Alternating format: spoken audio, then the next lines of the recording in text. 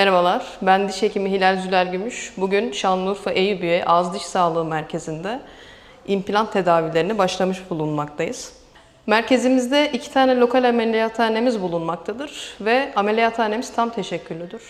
İmplant tedavilerimizi gerçekleştirmek için bütün ağız içi ve radyolojik muayenelerin hepsini merkezimizde gerçekleştiriyoruz. İmplant tedavileri, tek diş eksiklikleri, birden fazla diş eksiklikleri, protez altı tutuculuk sağlaması ve diğer işlemler için bir tedavi seçeneğidir. Bizim için çok ideal bir tedavi seçeneği olduğu için bunları uygun olan hastalarımıza biz öneriyoruz. Uygun olan hastalarımız genelde sistemik herhangi bir kontraindikasyonu olmayan, ağız hijyeni iyi ve koopere hastalarda bunları yapıyoruz. İmplant tedavisi hakkında bilgi almak, tedavi olmak için hastalarımızı Şanlıurfa Eyüpiye Ağız Diş Sağlığı Merkezi'ne bekliyoruz. Şanlıurfa Eyüpiye Ağız Diş Sağlığı Hastanesi'ne başvurdum.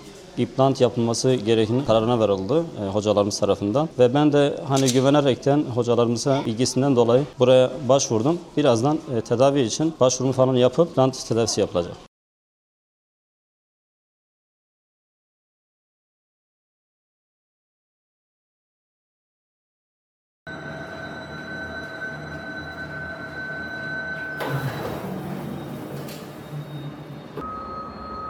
Hepsini yapacağız.